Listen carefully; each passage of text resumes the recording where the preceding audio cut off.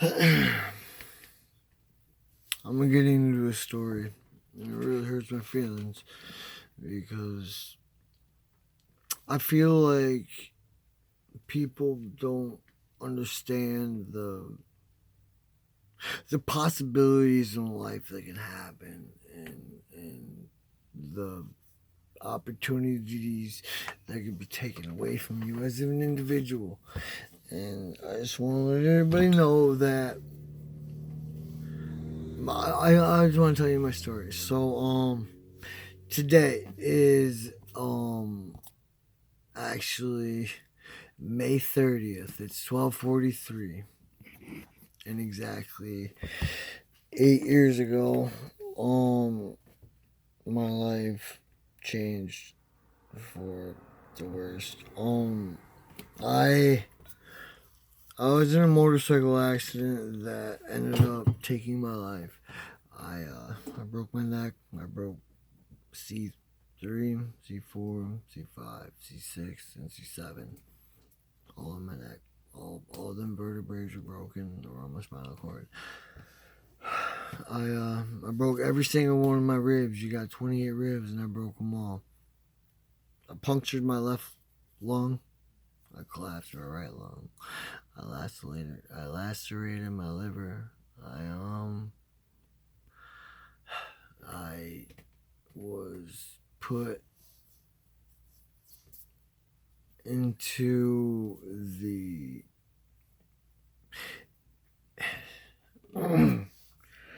I was put into the category which I was never supposed to live. So what happened is I was in a motorcycle accident that had claimed my life. I was DOA on arrival. When the paramedics got there, they realized that the motorcycle accident had broken my neck, all my ribs, 26 of them. I lacerated my left lung, or I lacerated my liver. I collapsed my left lung. I punctured my right lung.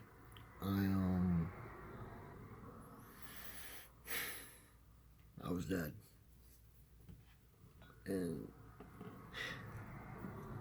as I laid on the ground crying, not crying, I wasn't crying because I was dying. I was crying for help.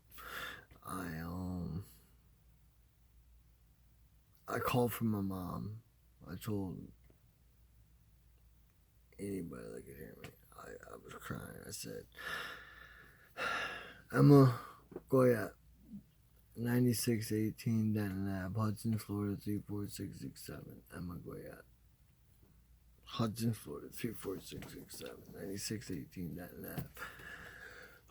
Emma Goyette, 9618 Denton Ave, Hudson, Florida 34667.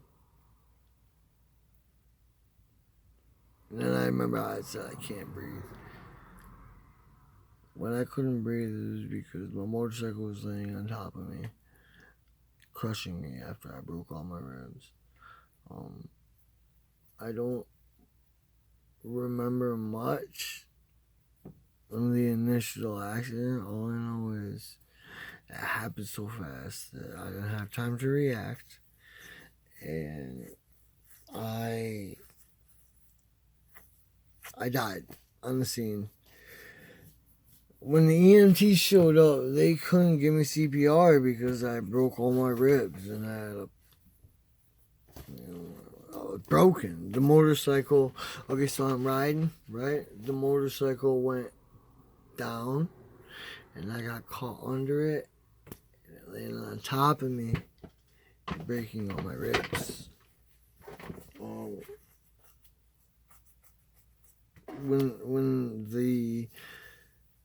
When the EMT showed up and the first responders, they started giving me CPR, which all I did was just continue to break every rib in the area, and I punctured my left lung, and I collapsed my right lung, and I lacerated my liver, I was 2% survival rate at that point. The minute I was put in the hospital. The hardest thing I had to go through was being in a coma. When you're in a coma, you hear what's going on around you. You understand that the doctors are talking and you can hear them and stuff. Within 7 hours, my mom was there. It's a 12-hour drive from where we live to where I was, the other side of the coast. My mom made it there in 7 hours, and I remember hearing my mom, my foster mother, telling me that she don't care how much it costs in this world. Please save my baby. That was probably the hardest thing I ever had to endure as an individual to hear, because that woman wasn't even my mother, okay? I'm a foster child. I am nobody. I don't have a mom. I don't have a dad, okay? This woman went out of her fucking way to give up anything and everything to save me. And I can never repay her for her generosity. I can never repay her for her being so loving and so caring, to understand that I was dead.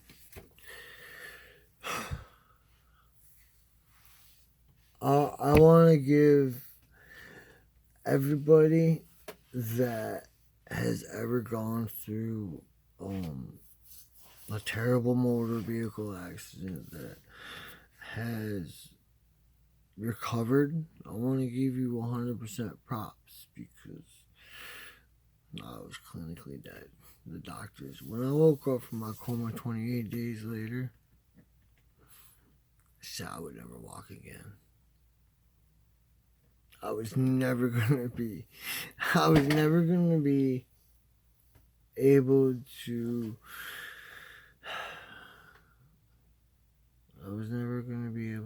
be accepted in society as an individual that is normal. And I've always been a weirdo. I've always been a goofball. I've always been somebody that makes people happy. But to know that I am now somebody that is never gonna walk again, somebody that's never gonna be able to make any of you guys happy again, smile again, I go out of my way to make sure you're happy. Because my life is so depressing that I only get satisfaction when I see you happy. If I wake up in the morning and I'm like, you know what, I feel like shit today, I want to go out and I want to find somebody that I know is having a rough day. I'm going to be like, you know what, bro, let's have a great fucking day, because you need it. You know why you need it? Because I need it. I need your day to be absolutely amazing, so I can have the benefit of feeling great and the benefit of feeling fantastic, because my joy and my happiness comes from making other people happy. So exactly 8 years today, May 30th, 2008, my life had changed. I died. I got hit by a car in Orlando. I was on the intersection of SR50 and Bumby, and that's not a bad area, but it's an intersection, and I got hit by a car. and I died. And here's the deal: I have always been a fuck up my whole life, man. I've been in and out of the system. I'm a foster child. I'm a loser. I'm a piece of shit. I'm worthless. I'm never gonna be anything. I'm just gonna be whatever happens because I am not satisfactory to be somebody that's socially acceptable. And it hurts. It hurts to know that people look at me and then they look at my past and realize, hey, he's not a good man. He's a piece of shit. He's got a child that he doesn't pay child support for, which I will get into that. My child lives with me. In all honesty, if you really want to know, I can go and show you right now. My child is sleeping in my living room, watching. He's not sleeping on it. He's just sitting there watching TV. My child means the world to me. The reason I haven't killed myself again for the 6th time is because of him. I've attempted suicide 6 fucking times and I have successfully failed 6 times. I hate it because I feel as if I'm not good enough. How am I gonna be anything in this life except a piece of shit because I tried to unalive myself and I failed. Like, you don't know how it feels as somebody that's always felt like a failure. I was put in a foster home when I was 6 months old. I never got adopted. I was born and raised in a rural cow town upstate New York. It's just a small little country village. And I wasn't white. So anybody that put me in their home automatically got they got labeled as a racist baby raiser because if you don't have a white baby, you're a piece of shit, you know, because where we come is very rural, is very country, and I was not white. I'm Native American. My biological mother left me on a park bench when I was 8 months old so she could go and smoke crack, hang out, and party. She left me on the park bench. This is back in 1985, so rules were different then. And I ended up having to have the CPS step in, and they put me in a foster home. Well, the problem is, where I come from, there's only 2 foster homes, and both of them were run by the same family. The one was the family that I was put in, and the other was the family that I was put in, but it was like my foster mother's cousin's family, so it's still the same family. And it hurts to know that you can be in a foster home when they try to line up because your new parents are coming to show up, and you're standing there and you're all pretty like, yeah, pick me, but I'm not white. I don't have blonde hair, blue eyes. I'm tan skin, black hair, and brown eyes. I look Mexican. And where I come from, that was a problem. Ain't nobody want a little tan baby. That's like moving to KKKville and being a little black kid. That's how I felt. So I got put into a public school. And in this public school, I was labeled the minority. There was only 2 other kids of color. Other than me, there was 0 Mexicans, there was 1 Asian, and me. And it sucked because no matter what I said, I couldn't get people to accept me. They're like, "What are you? What kind of fucking half-breed are you? Fucking, you goddamn worthless race, son bitch. What are you fucking? What are you, some type of nigger?" And that hurts, you know. Knowing I'm Native American and having white kids call me the N-word and just telling me I'm just a worthless nigger hurts. Hurts a lot because I'm not. I've never once trying to claim to be black. To this day, I do not say the N-word unless it's like needed. You know, like if somebody does something really stupid, like, hey, we're gonna go down here to the KKK rally and say pro-abortion is white supremacist, and everybody here, blah blah blah blah blah, doing some bullshit. I'm gonna be like, really, nigga? See, I'm allowed to say it because I'm not white. I got blessed in by a black man, and he understands me. And he said, "Listen, Buck, you're Native American. You are a rare breed, okay? And I accept you. You're the coolest motherfucker I've ever met. You got a great heart. You've got a beautiful soul. You're a hard worker. You're willing to stick your neck out and help any fucking body in the world.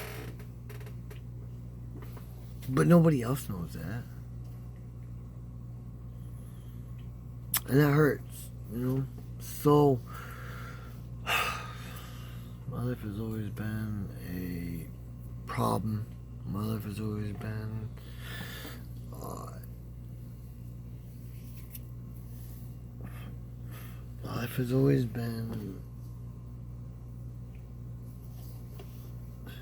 I don't know the word to say. It's been disappointing because all I ever wanted to do is be accepted in life. I just want to be one of you guys. I just want to go to the fucking football game, and I want to play it too, but they benched me because I was the only colored kid that couldn't run fast. I was a defensive end. I've got football pictures. I played sports in high school. I played all this shit. Look.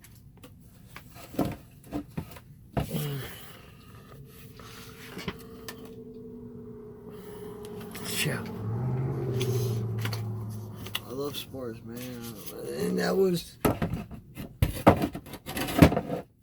the thing is I had my outlet through sports. I enjoyed playing basketball. I enjoyed playing baseball. I was a pitcher on a baseball team. I was a catcher on a baseball team. I was an outfielder, a designated hitter.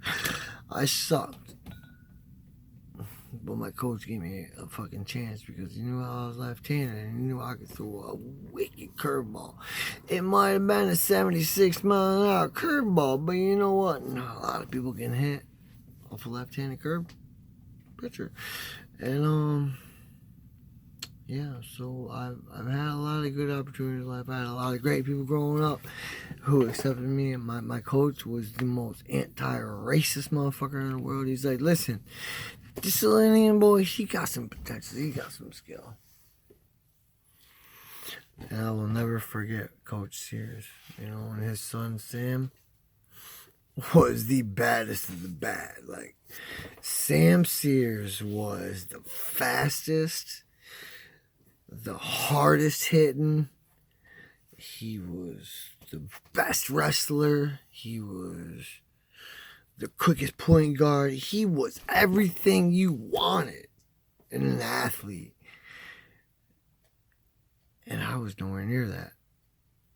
But his dad put me second in line because his dad was like, you know what, Samuel?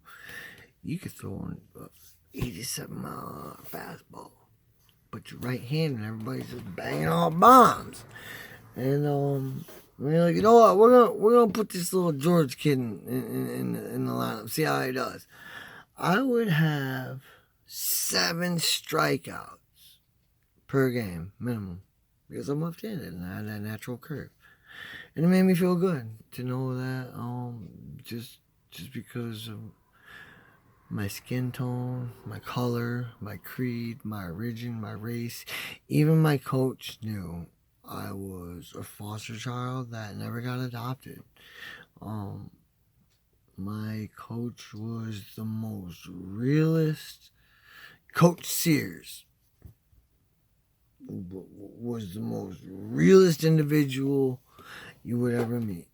And I will never forget that man and how he gave me a chance, because I don't deserve to be a pitcher.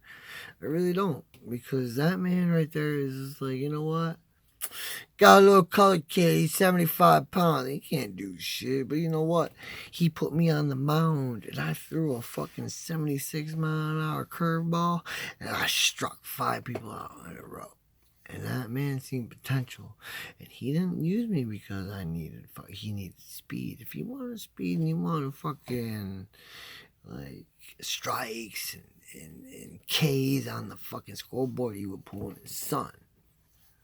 But there was times he would pull me in because he seen potential, and that man, I can never repay for giving me a great life, because growing up as a foster child, you don't have a real mom. You don't have a real dad.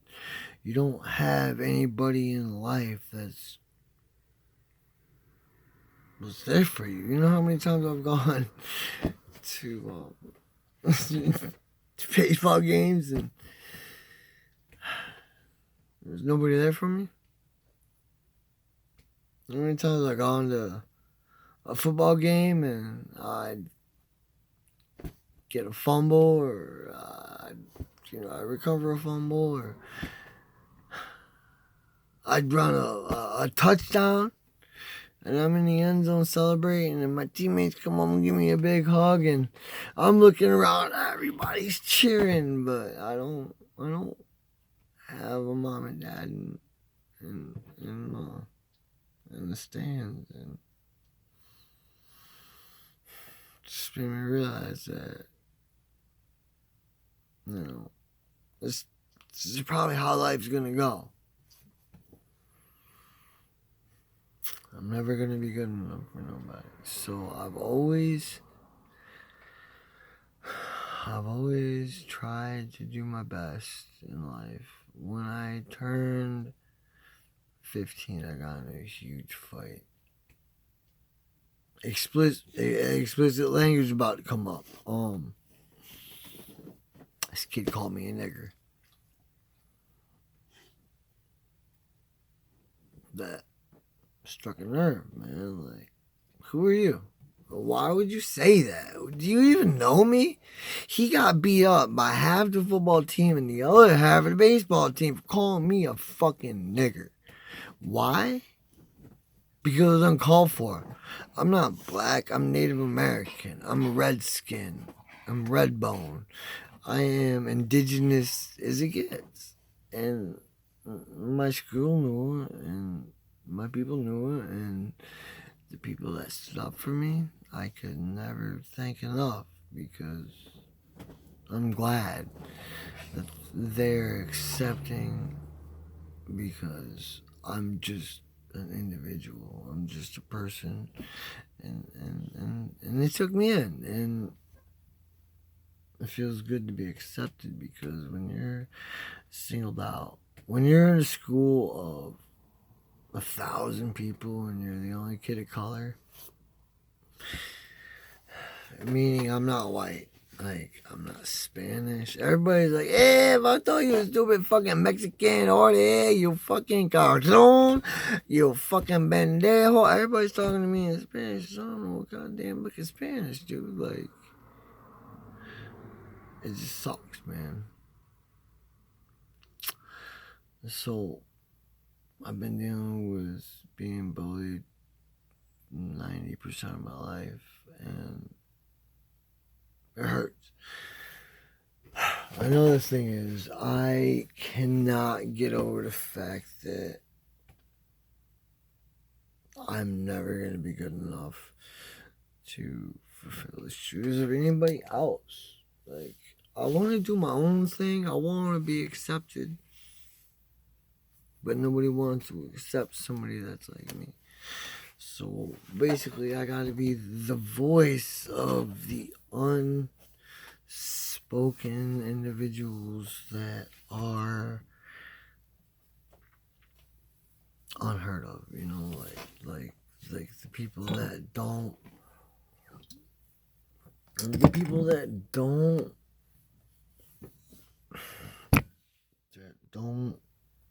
get heard. They don't have their stories heard and stuff like that. I want to be the voice for them. So I had a pretty rough life. I was put into foster care when I was 6 months old. I grew up in a really white community where I was the only man of color and I was the only kid of color. But I was just black or Mexican and everything. And it really hurts because it shouldn't matter what my race is for you to accept me as an individual. Like, why do I have to be white to be your friend? Why do I have to be Mexican to be their friends? Why do I have to be black to be their friends? Why can't we just be friends because we're people? Like, and it hurts because growing up in the 80s and the 90s is way different than it's growing up now. My son looks just like me. And my heart hurts because I'm scared that he's going to have to go through the same racism that I had to go through. And I don't want him to go through that, man. I would really freak out if somebody called my kid a fucking nigger and a piece of shit, white trash, wetback. Like, who the fuck are you, man? What kind of person raised you to make you like immediately think those words when you look at somebody, man? It hurts. And if my kid ever came home and said, Dad, I don't want to go to school anymore because I'm in a white school and somebody called me a nigger, I would fucking break down. I would cry. Because I've been there. And there's nothing, nowadays, there's nothing I can do. I can't do anything to prevent it. I can't do anything to stop it. I can't do anything to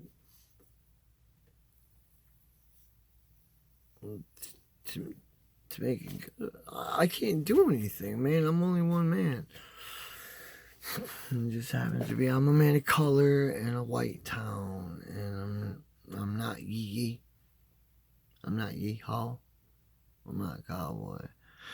I'm not the stereotypical country boy. I'm just a country boy. And it hurts. But this video isn't about that. This video is just about a recap of things that I have gone through in life. So, I grew up in a very racist town. I grew up being the outcast, and I grew up being the Andre 3000 out of Outcast, and I grew up being a nobody and the most hated on just because of my skin color, and that hurts. So I just wasted 29 of your minutes. And I apologize for that, but I had to tell somebody I had to get it out. But what I really, really, really want you to know is the rest of my story. And what I'm gonna do is I'm gonna shut this video off at 29 minutes, and it's at 33 seconds now. So I'm gonna give it another 20 seconds, and I'm gonna say, you know, that was the beginning of my journey in life and my expedition on how I became to be. So, in the next 5 seconds, I'm going to shut this video off and go to part 2. Alright? I love you. y'all. Thank you.